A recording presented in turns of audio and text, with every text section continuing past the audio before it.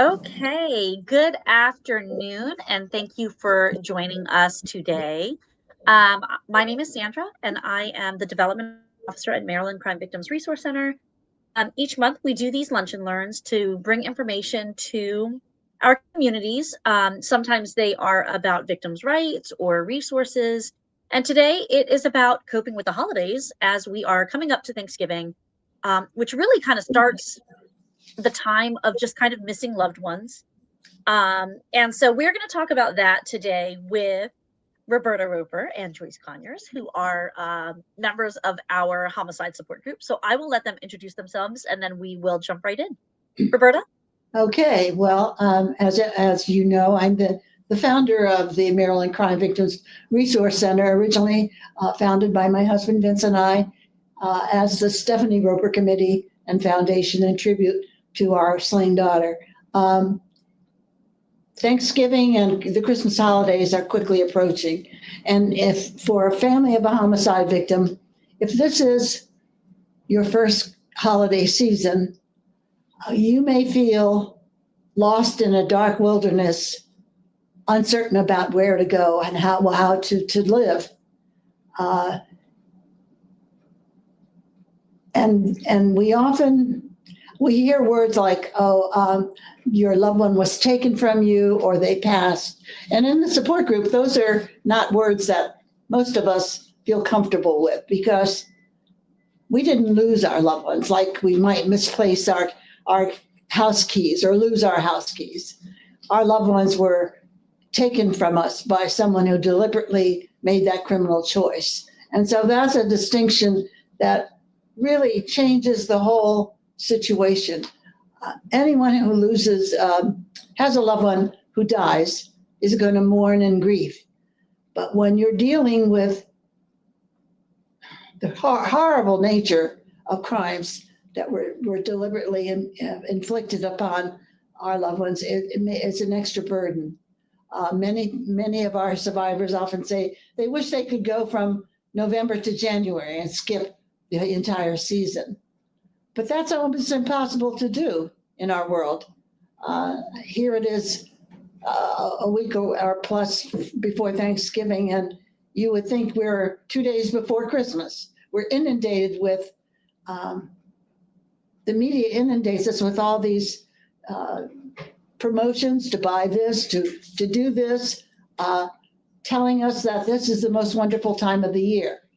And for many families, it's a major challenge. And whether your loved one was taken recently from you or it's been several years, you never forget that someone is missing, that your holiday is going to be different and you have to make some choices. And that's where the support group and our fellow survivors help each other out because there is no perfect way. There isn't one way that is better than another. Each family has to decide, will we preserve our traditions and do what we always did? And that really can be a factor. I know in my own family, that was a choice we made because we had young surviving children, and preserving our traditions was almost like the glue that kept us from falling apart. But other people might make the choice to do very things on a very small scale or not at all. Will we go shopping for presents? Will we have a Christmas tree? Will I cook a big Christmas dinner? And these are all things that have to be decided by a family. And so there really, in my view, there are 4 factors that we have to think about. One is remembering, because I said, you never forget the person who has been taken from you. 2, reorienting. Maybe you have to change and do things. Maybe you will not have a major dinner to celebrate the holiday. Maybe you won't want to spend it with other family members, or maybe you will. Relying on others. Allow other people to help you. And then trying to find a way to relax, to not overstress yourself with, oh, I must do this, I must do that. No, you don't have to do anything. Each family should decide on their own what works best for them. And there are things like buying a present or making a donation to a charity in honor of your loved one, lighting a candle and remembering them, reminding your family and friends to say your child's name, to share a story.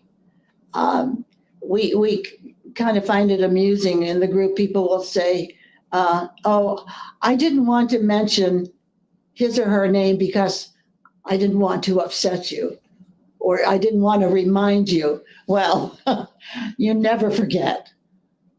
And in fact, remembering and reminding us of fond memories that other people have brings us great joy, because they are forever in our hearts. And I think Joyce would reinforce that as well, wouldn't you, Joyce? Absolutely, absolutely. So, Joyce, can you introduce yourself?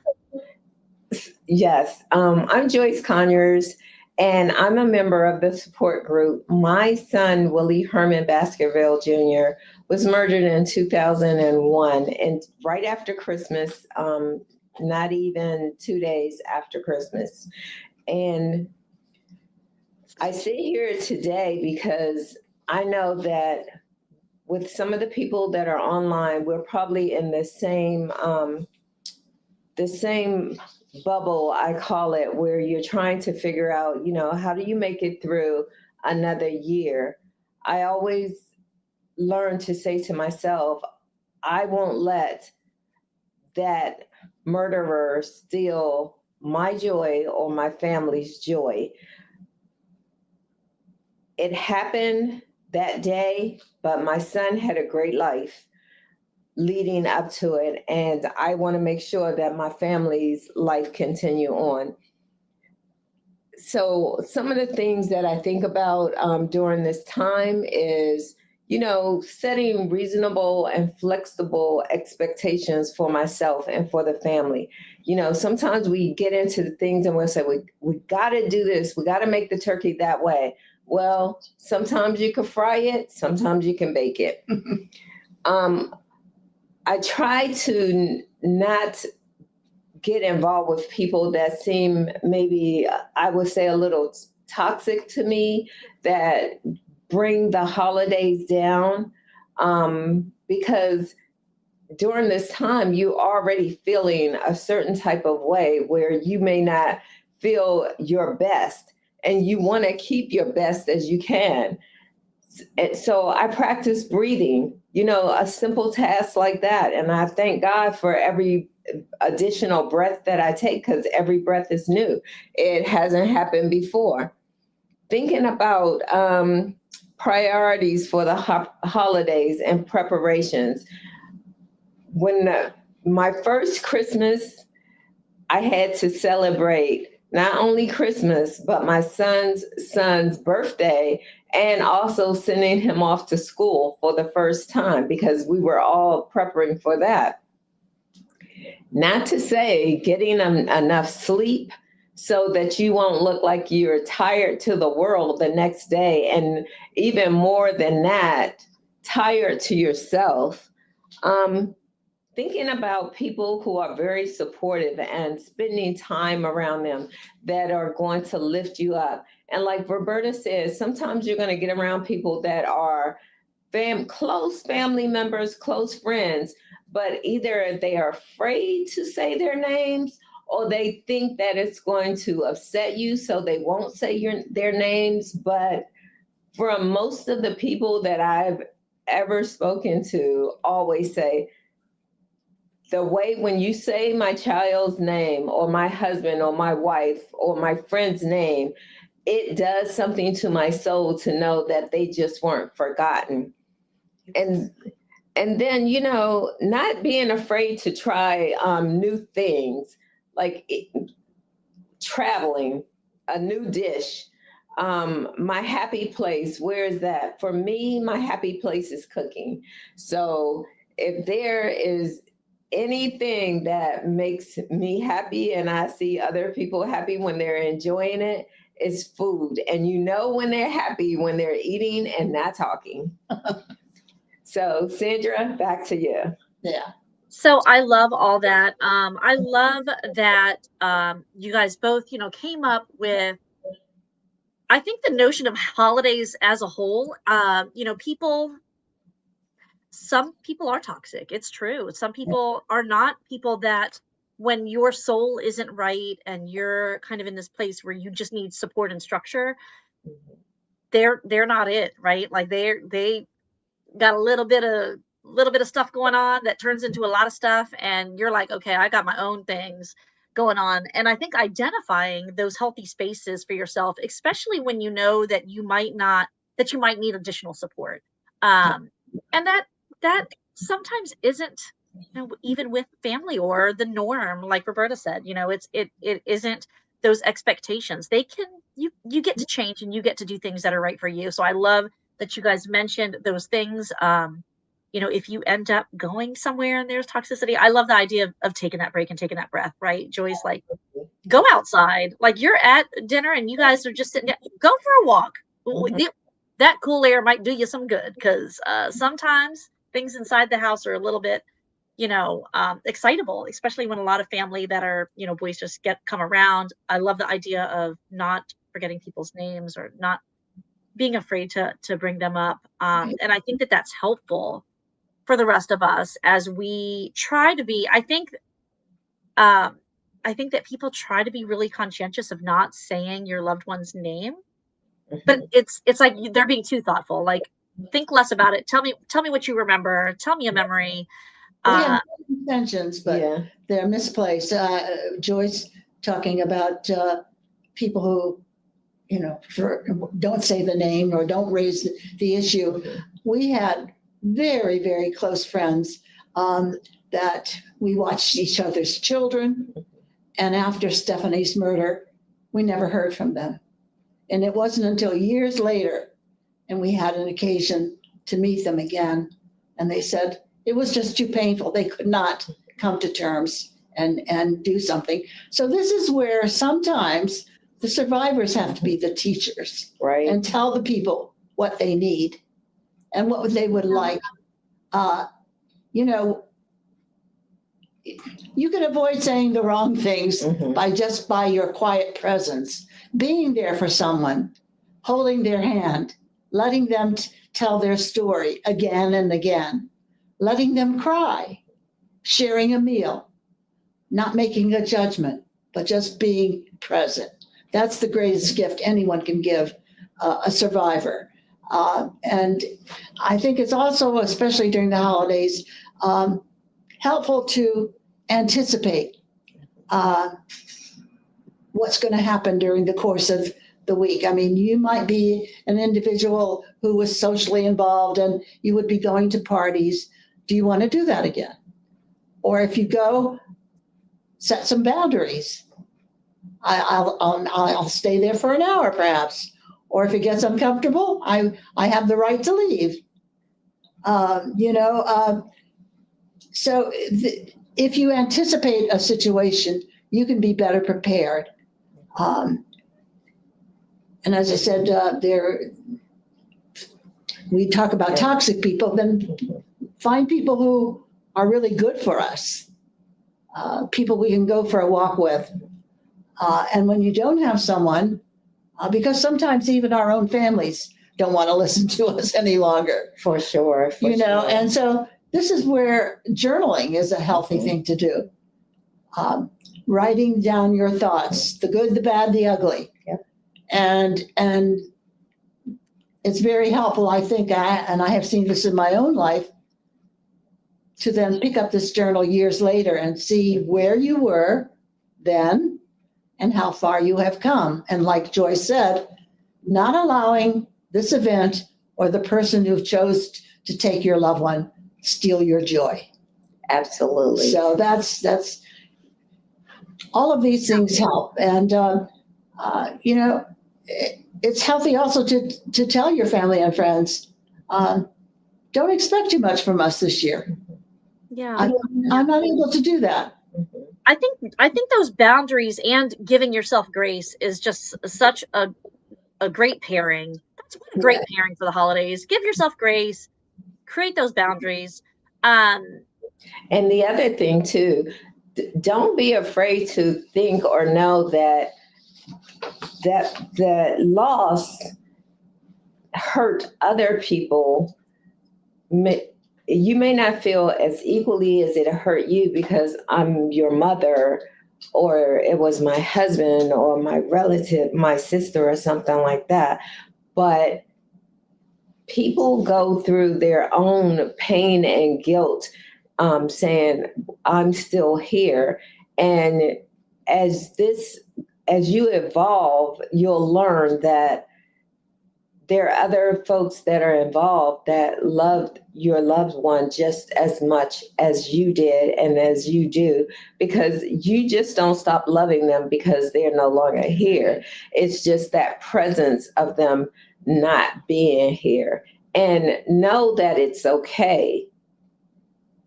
yeah, and I think that what a great point, Joyce, is that everyone gets to grieve your loved person. Just because that was your child doesn't mean that anyone else is not grieving. You're not the only one that has the key to that, that grieving session. So I think that if you know that, I think one thing that's really nice is to know that other people are still thinking of them, just like you said, and they're Right. still grieving.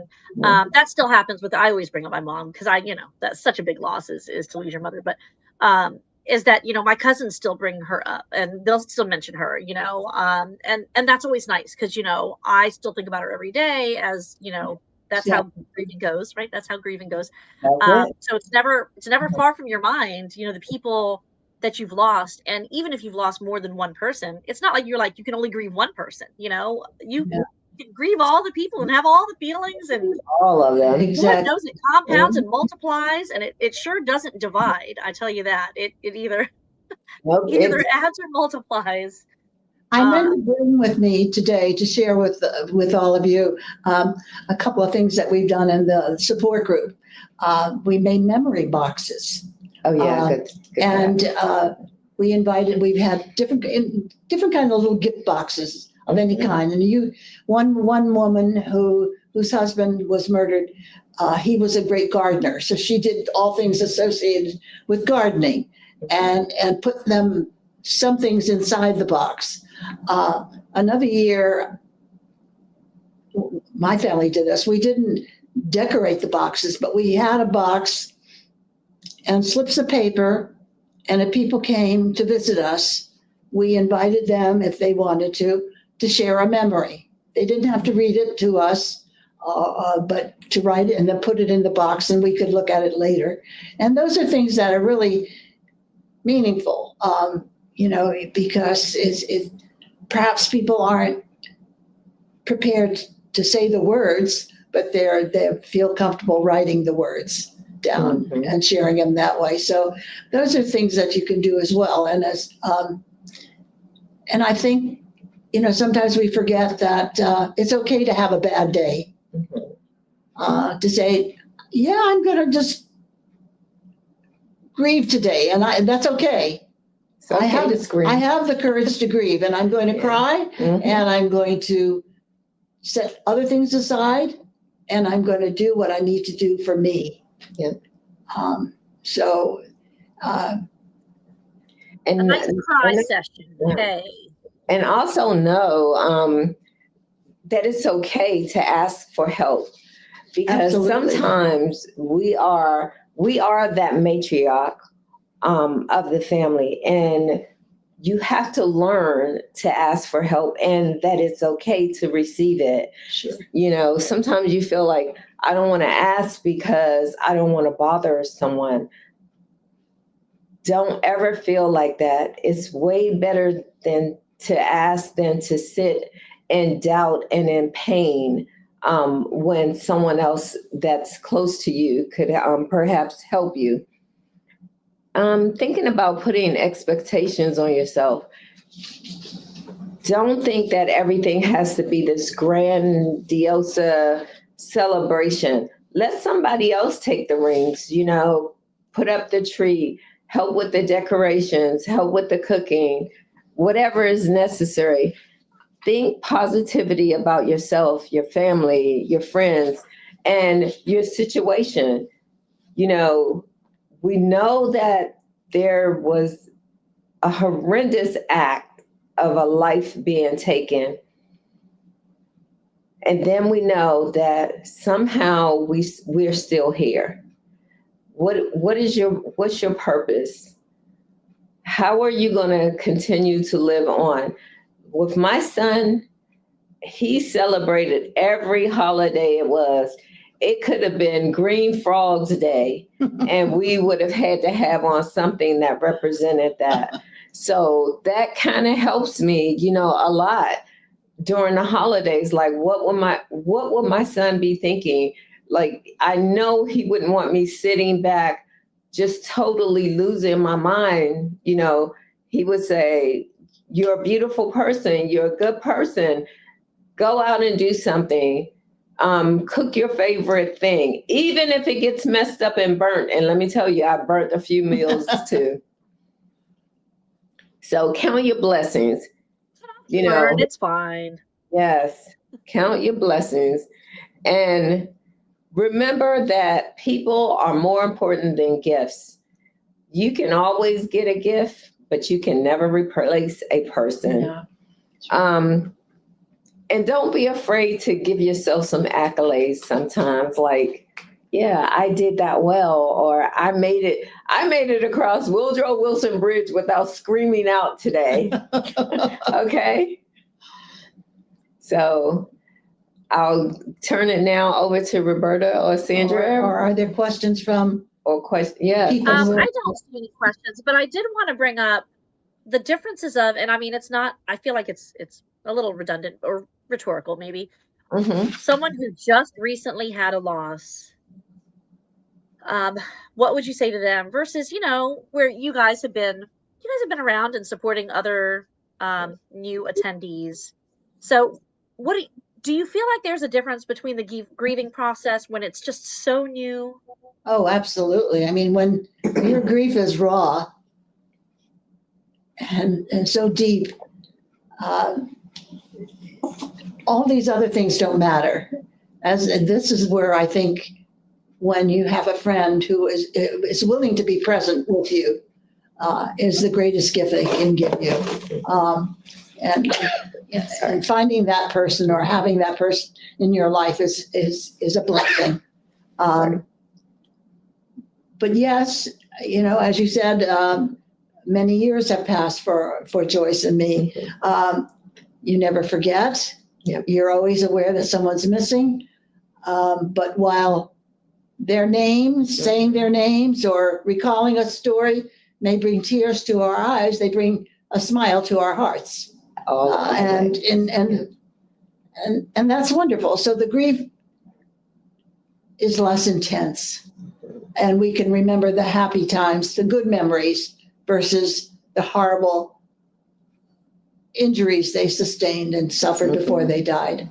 All of that. And but being present for a person for whom the crime is a recent one and their loved one was recently taken from them, it is different. And you have to be very patient with them because they may not be prepared to even want you around. Do you feel like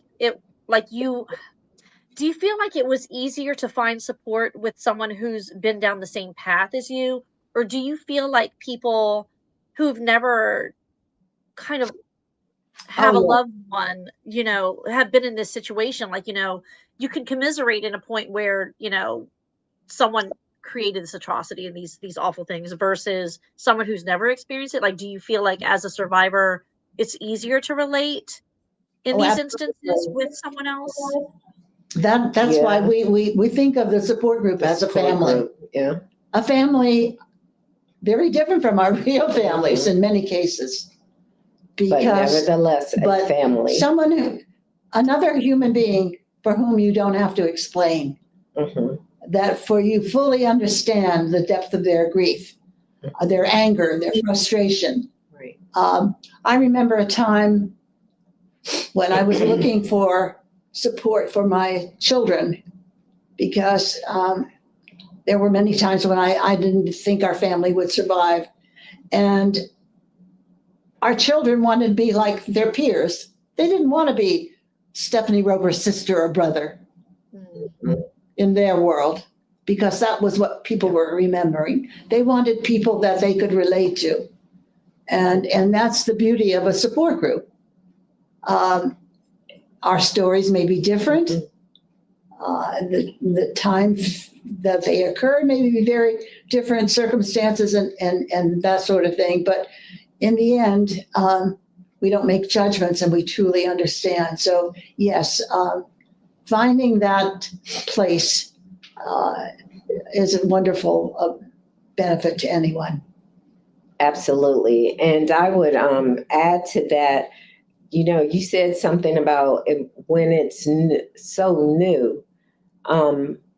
I find a lot of people went through this that I went through when it was so new that it almost felt like an out-of-body experience, because you never expect that to happen. It's not like, you're expecting to go out and buy a new dress or something like that. You just never expect to lose a loved one. And especially under such heinous situations like being tormented or being targeted, you just don't.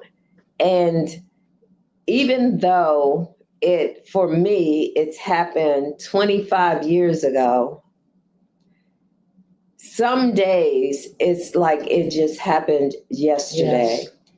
And you have to know that whatever feelings that you have at that moment is okay. Like if I'm writing and I have to roll down the window to scream out or give someone a call on the phone, like my sister, I know that it's okay.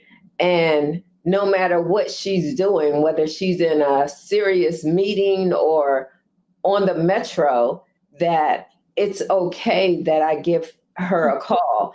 And the support group, I met them literally the first day that the state's attorney's office took over the case. So they've kind of been with me through the very beginning. And I can say this honestly, this is not a group that I would have ever wanted to really be in. Nope. But I am so glad that God provided this group for me and for others like me, because sometimes you just need to talk to people who have been there, who are not going to be so judgmental and say, oh, it's been a year, it's been 10 years, it's been whatever, and maybe you should forget about it. You will never hear that out of Maryland crime victims. Yeah. And so the one unfortunate thing about Joyce, for those of you at home, I feel like, the double-edged sword for you, Joyce, is that your sister is also a survivor. And it was one of the things that was just completely heartbreaking when I started to think that two sisters lost their sons. And so it's like, you've got this sister who absolutely, cares and loves you because you guys are sisters, but also you guys have this terrible tragedy that you share, where it's like, talk about family that understands where you're coming from. I mean, it's so unfortunate that, that's your situation, but I wanted to share that, it's a little bit different. Whereas,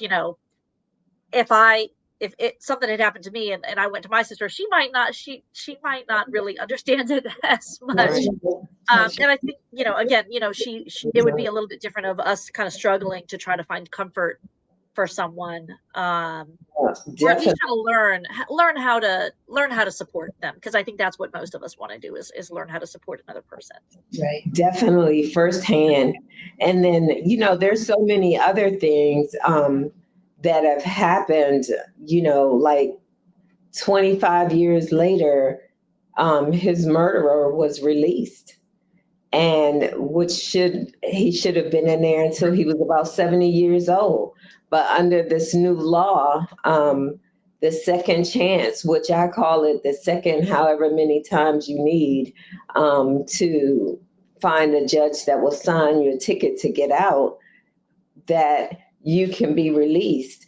And when you every time I meet someone that have done something so heinous to someone else, I always ask them, who was that person? What do you know about that person now that you're supposed to be rehabilitated?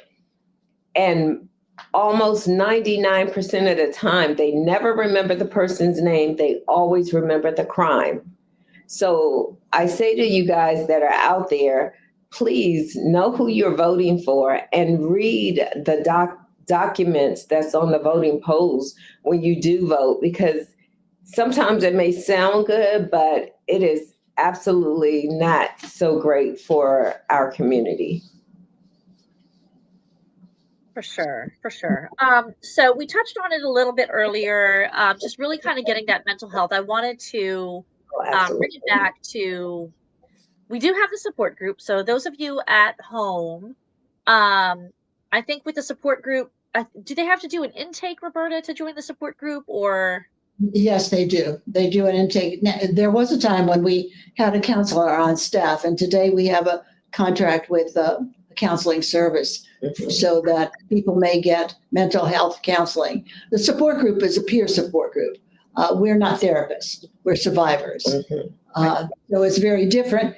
And some people benefit from both of those resources. Sure. Find it extremely helpful just to be in the support group.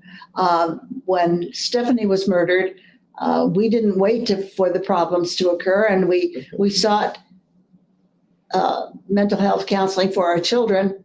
And quite frankly, they said, we don't know how to serve families of homicide victims. They were very respectful and caring, but they admitted to us that they could not begin to help heal our wounds. Yeah, and I think mental health has come so far since then. Yes. A lot. Yeah. So can we tell people at home, if they want to be a part of our support group, which is our peer support group that Roberta and Joyce are both on, and other people, is it only for people that are clients of Maryland crime victims? No. Well, it has been historically it has been, because that's how we connect.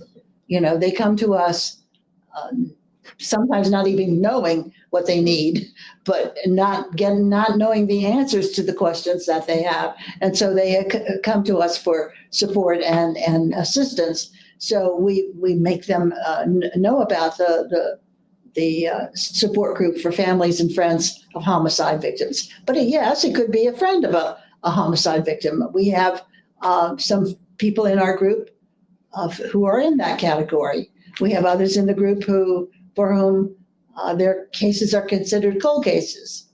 There has been no resolution.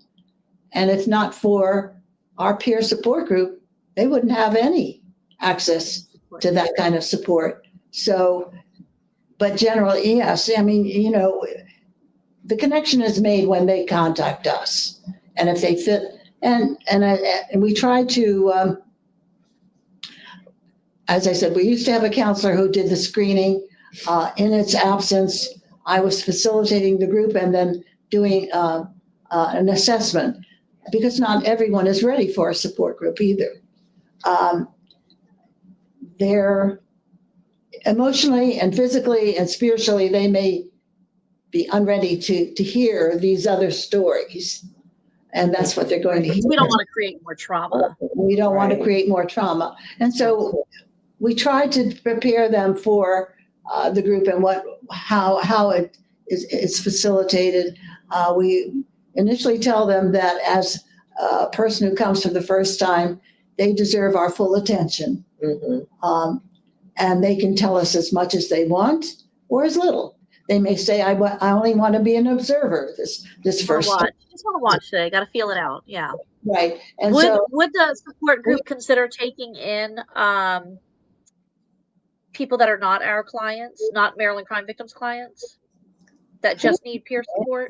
right? Well, I guess we'd have to do it assess it on an individual basis. I mean, it's hard to know what that answer might be.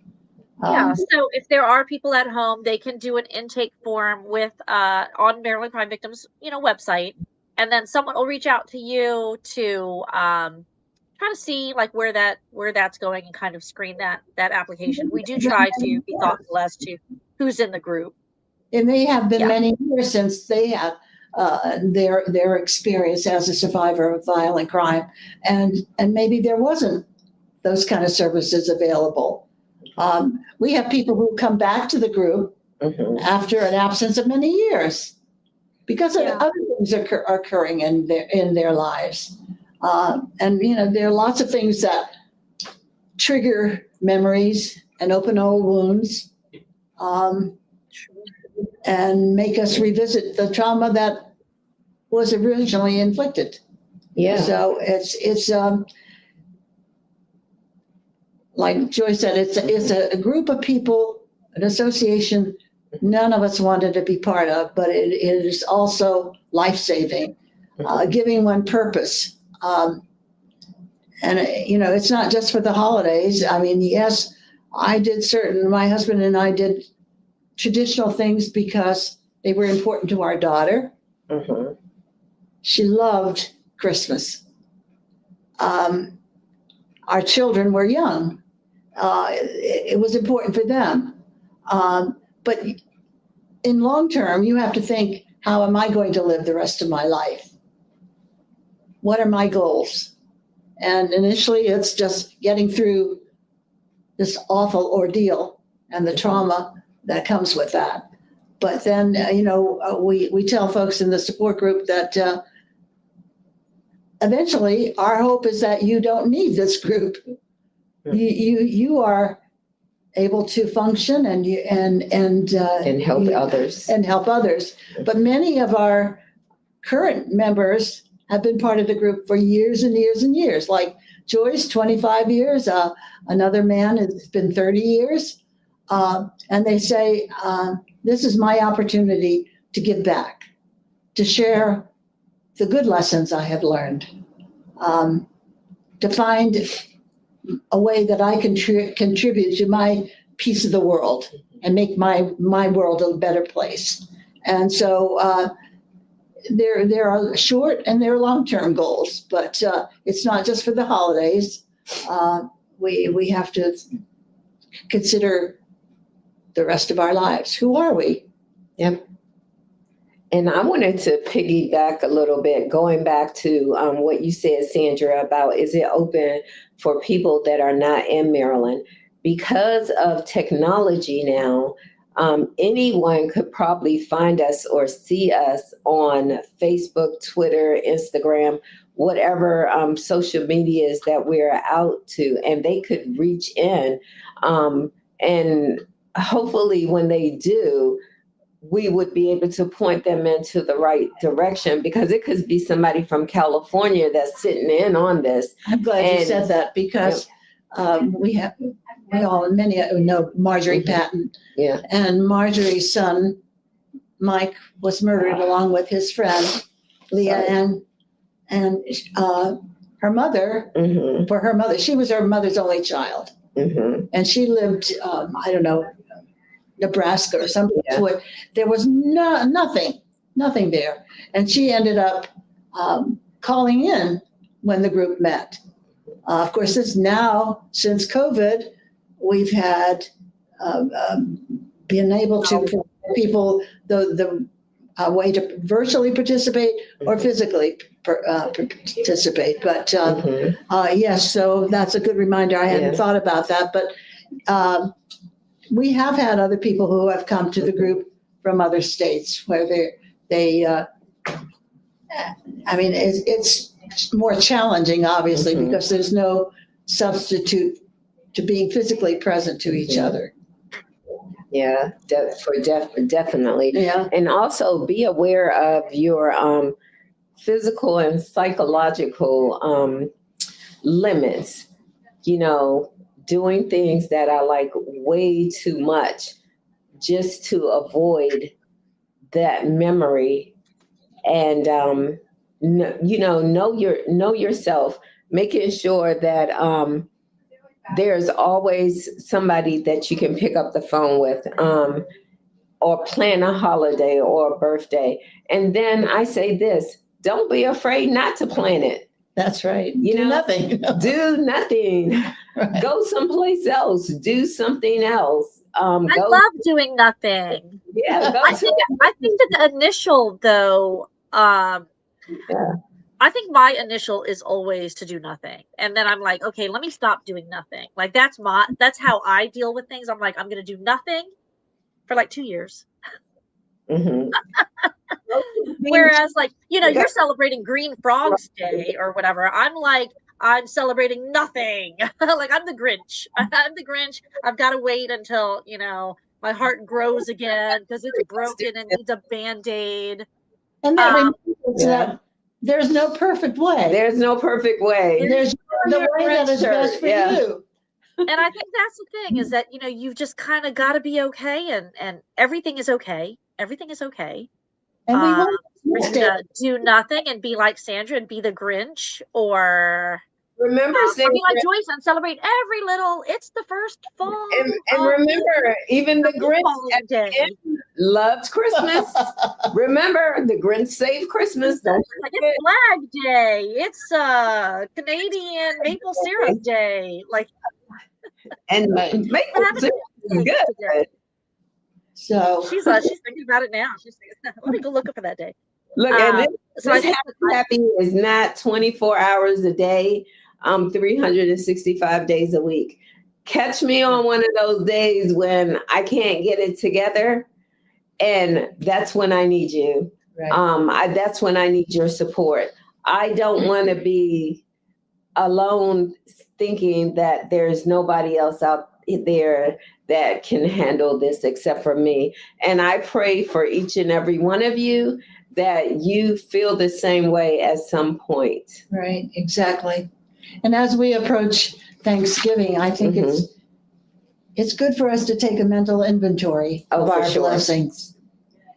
Sometimes we're so consumed by all the horrible things that happened, both physically, spiritually, emotionally, and then the criminal justice system, that we fail to take stock of all the good things in our life. Yeah. Why do we grieve? It's because we loved greatly. That love will never go away. So take stock of the times that you shared with that person. Yep. And your family, the family that continues to live. Don't forget about your family that continue to live and be there, especially the younger kids, because you never know what they could be going through and how it could be torturing them mentally because no one is focusing on them. Right. So just as a mental note, I have a child that's now an adult. And when this first happened to me, for almost 2 years, I literally kind of checked out of life, and forgot about my other child. And now that he's grown, we're dealing with that issue. So from one person that has learned that lesson, and I really believe in prayer, pray about it. And let that young person come into that grief with you so that they will feel free to share theirs as well. That reminds me of my own family. I deliberately avoided trying to get them involved. I mean, I was looking for counseling for them, but I never had the expectation that they had to do what mom's doing or dad's doing. But it was years later when our next daughter became a mom. And she told me, I now understand what you're feeling and what you're doing. And sadly, she would also suffer the loss of her child because our first grandchild died as a result of a drunk driving crash. And so her mom got a real life experience, So but you have to, yes, allow your children who sometimes don't want to say things or do things because it's going to make mom cry, it's going to make Right. dad angry. So respect where they are, and involve them in making the decisions. What are you going to do this Christmas? Right. What do you want to do? What do you want to eat? How do you want to help in planning the holiday or not planning it?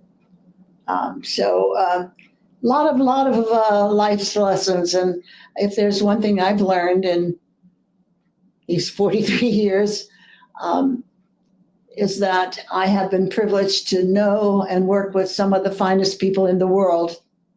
And I would have never met them except for the murder of our daughter. And so I remember that, and I'm very grateful for that and the support that they have provided me and my family.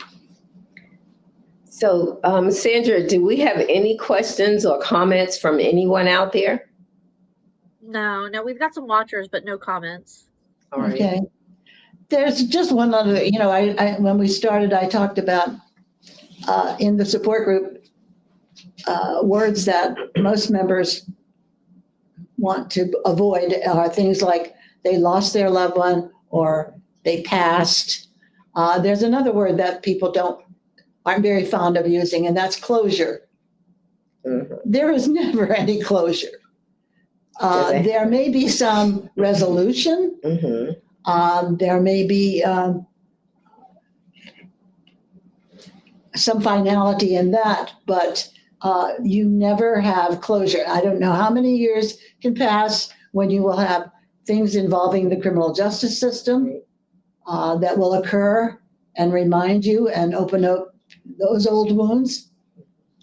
I remember, in my view, something that a mother of one of the Oklahoma City bombing victims said. She said, "I'll have closure when they lower the lid of my coffin."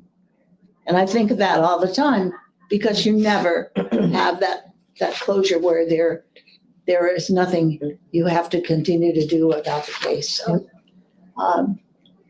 and again, the most important thing I think that anyone who's listening should consider is just their presence in the life of someone they care about when they suffer this terrible tragedy.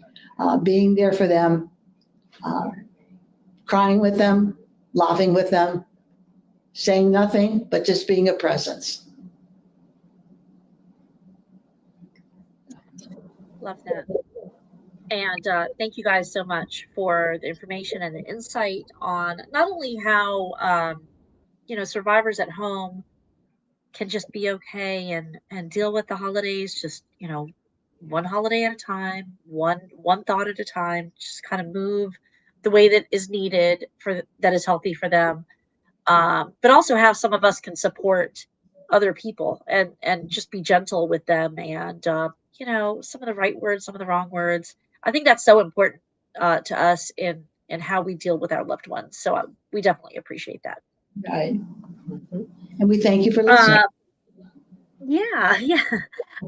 So we have that. We've got the homicide support group for people that would like to join that, to call in.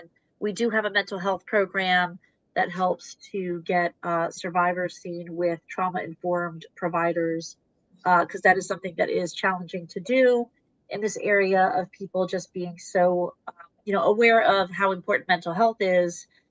We have that program at Maryland Crime Victims, so they can feel free to, call in and get information and get signed up for that as well. That is for all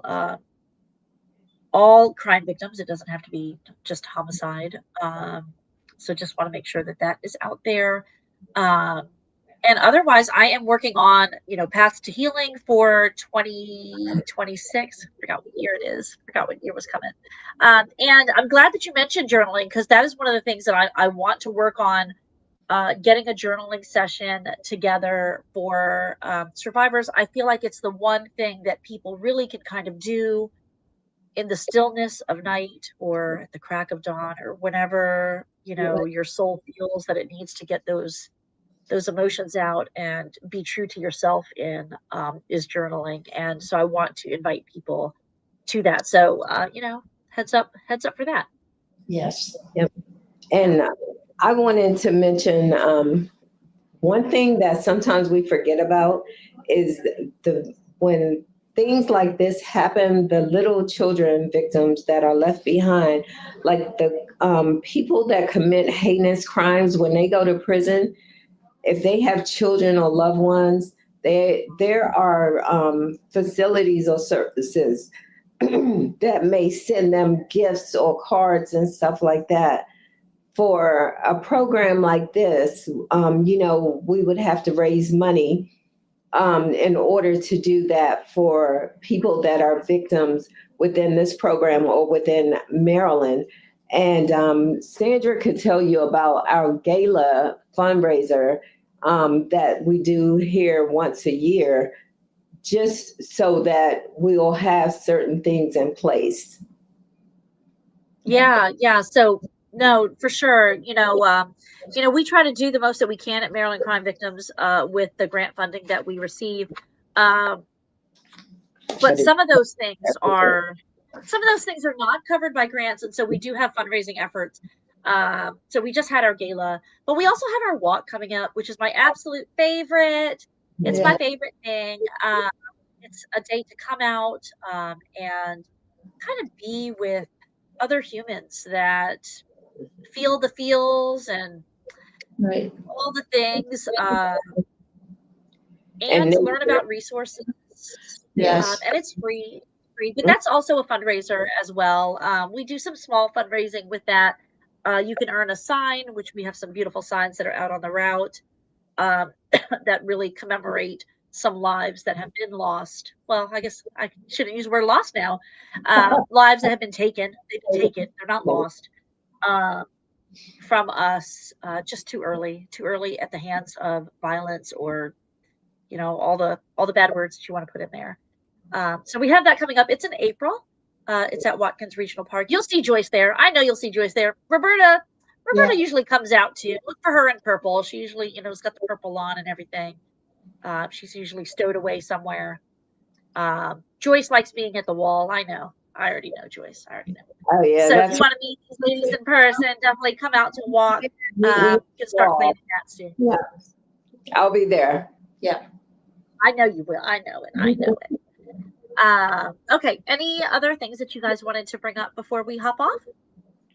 Just that each one of us should count our blessing as we prepare for Thanksgiving and the upcoming holidays, because in the end, we are truly blessed. Yes. And thank you for whomever has joined us today. And even the folks that may be looking at this later, feel free to always either call in or send a message on Facebook. It will be answered, or whatever the social media is that you're looking at. Right. And God bless. God bless. Thank you. Thank you so much, ladies. So for those of you at home, thank you so much for joining us today. We're going to take a break for December for the holidays, and we're going to get back into the Lunch and Learns in January. In January, we're going to kind of wrap up 2025. And then in February, you're going to hear about legislative updates and things that we're going to be working on as far as legislation. So anyone who wants to become active with our organization, please make sure that you're joining our newsletter, which is on our website. You can join our newsletter so that you can get those updates and follow our social media so that you can support our mission and make sure that victims' rights are intact and all the good things are happening, and we're not forgetting these families that are being left behind. So thank you so much. Make sure that you share this. You don't know who at home needs the resources that are being talked about, or some of the hints and tips for the holidays. And we appreciate you guys at home as well. All Thank right. you. Thanks, Lee. Thank you. Bye for now.